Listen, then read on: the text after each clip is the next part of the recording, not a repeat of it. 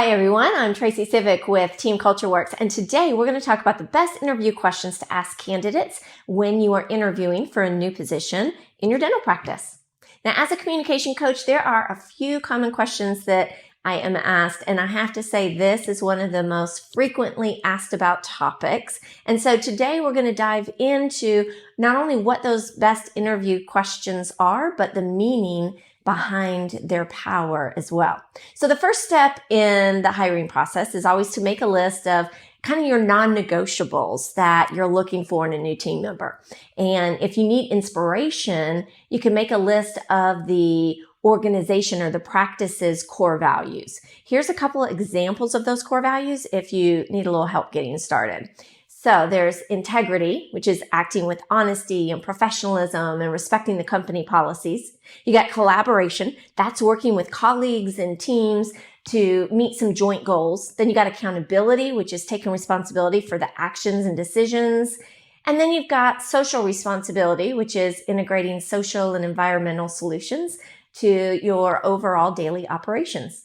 We always want innovation. That's implementing new ideas for the business. And then, of course, we're always a relationship-based, values-driven industry. And so you want to make sure that the candidates can talk in a relational way.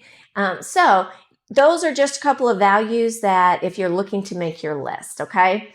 All right, so the first step in my interview process is I always ask them to complete a DISC behavior assessment. If you've watched my other videos, you know what that is. Once I understand their DISC style, here's a list of the questions that I always ask. The first one is, have you ever faced an ethical dilemma at work? If so, what was the issue and what did you do to resolve the situation? This answer to this question, it's going to tell you if the candidate is trustworthy and respectful of company policies. The next question is, if tomorrow was your last day on earth, how would you spend it? That's a tough one, right? Yeah, but understanding how someone would spend their final hours, it offers valuable insight into what their core values are, how they would want that time spent. The next one is, describe a situation where you were facing a technical difficulty in your office. What did you do? And when you ask this, whatever answer they give you, they'll probably want some examples, but this will tell you how innovative the candidate may be and if they're able to implement new ideas, because usually technical issues that come up in an office, you have to troubleshoot and figure them out yourself. Another one that I like to ask is, to date, what has been your proudest accomplishment at work? Do they offer solo mission or team effort answers? This is going to tell you if they have a collaborative mindset. Are they talking about something solely themselves or something their team did? Another great one is, what would your coworkers say is the best or worst thing about working with you? That answer is going to show you their level of arrogance and kind of what they think about themselves, because they're going to tell you things they want you to know. Another one is, how would you rate your ability to take direction from others? Share a time when it was difficult for you to take that direction and how you handled it.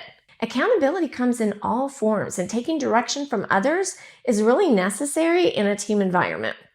Now, just as important as knowing what interview questions to ask a candidate, you should also know the red flags.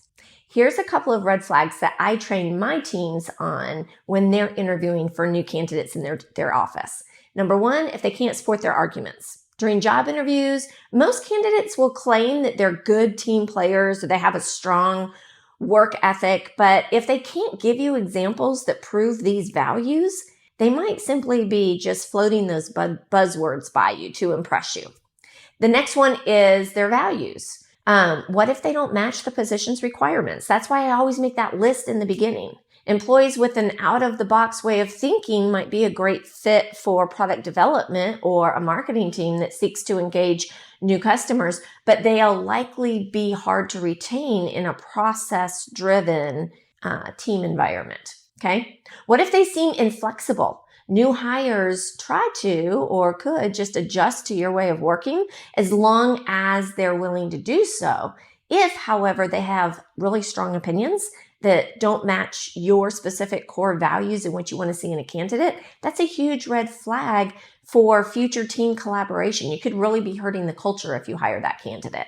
Then you gotta look at negativity and criticism, and if they demonstrated a bossy attitude, or if they prioritize their values over other values.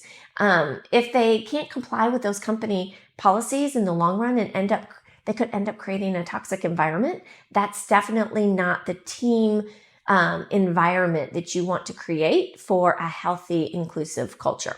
Now, these are just a couple of my suggestions when I'm interviewing candidates. If you would like any more, please jump onto our website at www.teamcultureworks.com, or as always, feel free to reach out to me. It's one of my favorite topics.